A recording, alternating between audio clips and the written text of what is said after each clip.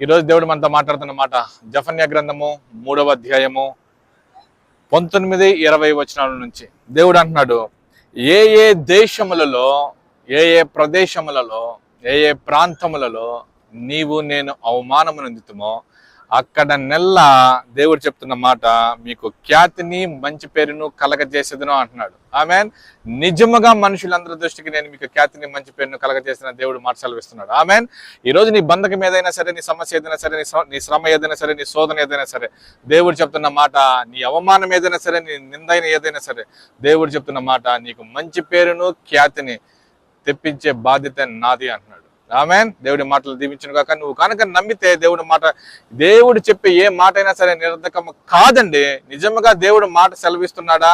ఆయన ఒక్క మాట వెలుగు కమ్మని పలికితే వెలుగు కలిగింది, చీకటంతా తొలగిపోయింది. సో నీ అవమానం నింద తొలగించడానికి ఆయన ఎంత పని చెప్పండి.